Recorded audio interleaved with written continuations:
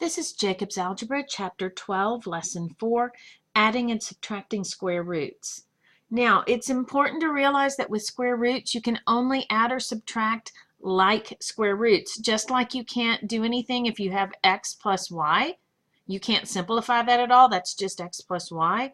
If you have square root 2 plus square root 7, there's nothing more you can do. The only time that you can simplify when you are adding or subtracting square roots is if they are square roots of the same number. If you have square root 2 plus square root 8, you can actually simplify that. And that's because the square root 8 is not yet simplified. When you think about 8, 8 is equal to 4 times 2. So the square root of 8 is equal to the square root of 4 times 2. We can pull that 4 outside of the square root. So the square root of 8, when we take the 4 outside of the square root, becomes a 2. And then there's still a 2 left behind in the square root. So square root of 2 plus square root of 8 becomes square root of 2 plus 2 square root of 2. And we had 1 square root of 2. We got 2 more square roots of 2. So now we have 3 square roots of 2. This is just like having x plus 2x equals 3x. But the only way that you can do this is if what's under your radical is the same. You can only add or subtract radicals that have the same number under the radical. So you have to check your radicals and see if they can be simplified. They can only be simplified if what's under the radical has a factor that is square. Then you can pull that factor out. So now let's look at a couple of, one other thing I wanted to be sure and go over with you. When you punch these into a calculator, which you will have to do for problem number 6, if you have something like square root of 2 plus square root of 7, if you have a TI calculator and you type in second and then x squared to get the square root, what you'll see is square root and a parentheses, an open parentheses.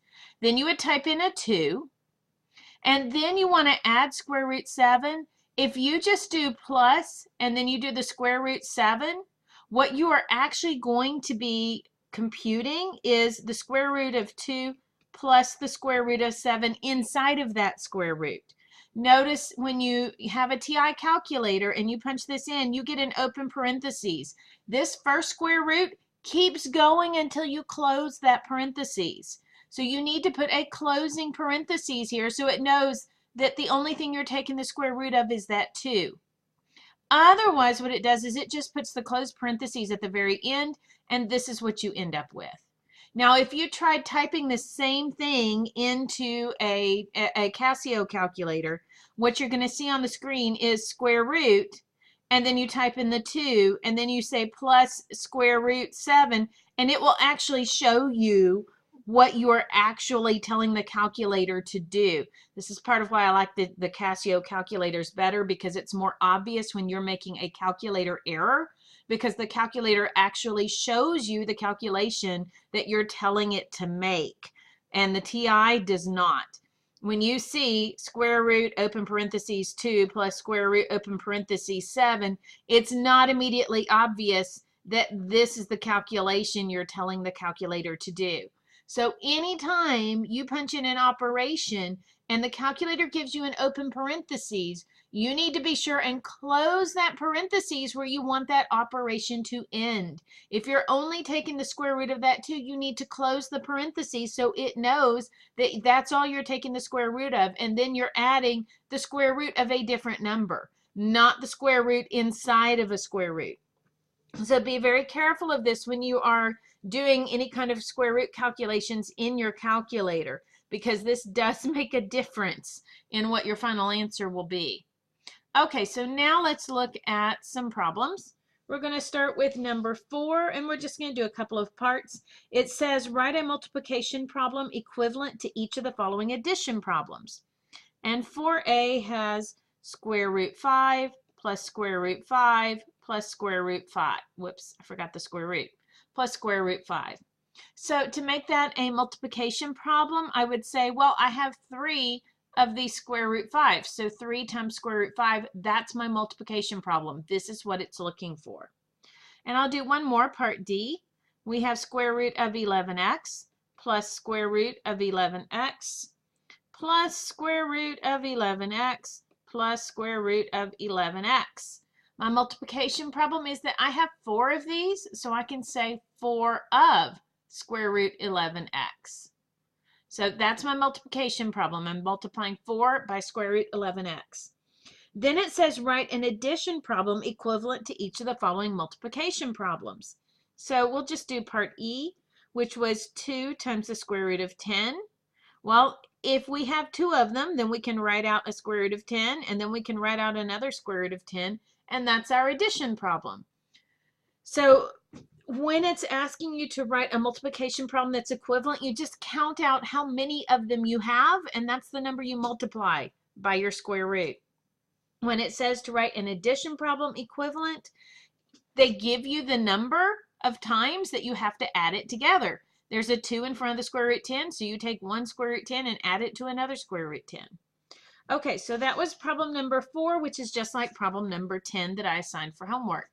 Next, let's take a look at problem number 5. Number 5 says, if possible, anytime it says if possible, then you're likely to run across a problem that is not possible. If possible, simplify each of the following sums and differences as shown in the examples of this lesson. So the if possible part is if you can simplify your square roots so that your square roots have the same number under the radical. Then you can simplify it. If you can't get the same number under the radical for all your square roots, you can't simplify it. So let's look at part A. Part A says 6 root 2 plus 5 root 2. Well, we have the same number under the radical both times. We had 6 of these root 2's, then we got 5 more of them. So that means that we have 11 of our root 2's. Okay, let's look at part B, which is 6 root 2 minus 5 root 2. This time we started with 6 of these root 2's and we lost 5 of them. So now we only have 1 root 2 left. You don't need to write the 1 in front, just like you don't write 1x. You just write your x. It's understood that if you have the x or you have the square root there, that you have one of them. Otherwise, you wouldn't have written it at all. Okay, so let's look now at part E. Part E, we have square root 6 plus square root 7. We can't do anything with that. These are different numbers under the radicals. We can't simplify either one of these because there's no square factor inside of 6. There's no square factor of 7. So we just have to write not possible. Not possible. There we go. Let's jump over to part G. Part G is square root of 12 plus 3 square root of 3. When I look at 12, 12 does have a square factor, which is 4. So I can rewrite 12 as 4 times 3, which means I can take this 4 outside of the square root. When I take it outside of the square root, it becomes 2. And then my 3 is left inside of the square root. And then I need to add 3 square root 3. So I had 2 of these root 3's. I added 3 more root 3's. So that means I have 5 of these root 3's. Okay, the next one we're going to look at is part H. Part H is square root 20 plus square root 5.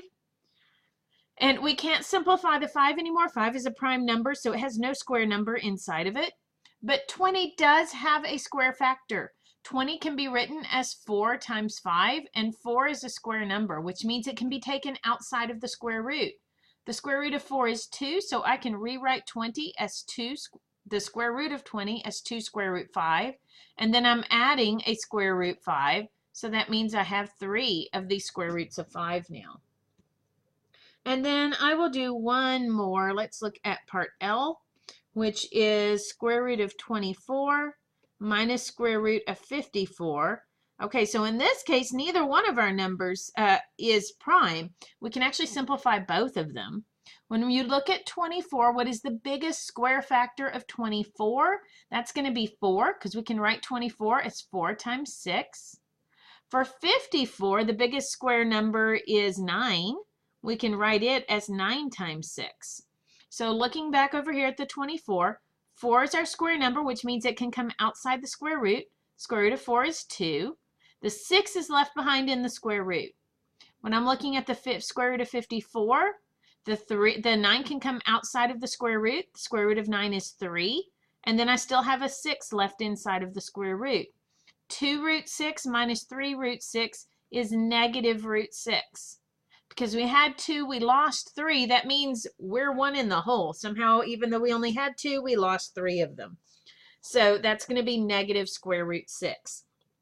So that was problem number 5, which is just like problem number 11 that I assigned for homework. Let's look now at problem number 6. Now problem number 6 says use the table on 563 as necessary to find the value of each of the following expressions. Round any approximate answers to the nearest tenth. You don't have to use that table. You can use your calculator. Back at the time that this book was written, most people didn't have calculators that had square root buttons. So most people didn't have calculators. Okay, so let's look at problem 6a. We have square root of 4 plus square root of 36. Since we are adding these square roots, we can't do anything, we can't simplify by combining these square roots. But notice that both of these are square roots of square numbers. The square root of 4 is 2. The square root of 36 is 6. 2 plus 6 is 8. Now for part B, we have the square root of 4 plus 36 inside of our square root. Since these are inside of our square root, we can't pull them out of the square root. All that you can pull out of a square root is you can pull factors out of a square root, not things that are being added or subtracted. They have to be things that are being multiplied. So what is 4 plus 36? That is 40. Now we have to look at 40 and see what is our biggest square factor. The largest square factor in 40 is 4. We can simplify this. Well, we can write this in terms of factors as 4 times 10. 4 is our square factor. When we pull 4 out of the square root, we have 2, and then we still have a 10 left behind in our square root. So this is 2 times the square root of 10. You can punch this into a calculator, and what you get for your answer, hold on, this is 6b, is going to be 6.3. Remember to round to the nearest tenth. Okay, jumping over to part H. Number 6, part H is 2 square root 3 plus 1. So we can't actually simplify this at all. We'd have to just punch it into a calculator. You're going to have to be very careful when you punch this into a calculator.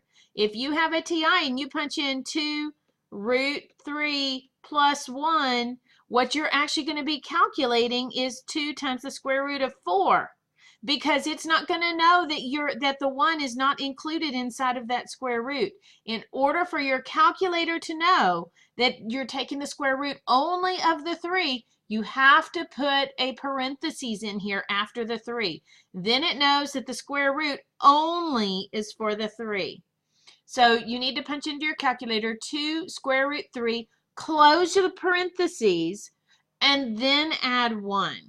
So when you do that, what you should get is 4.4.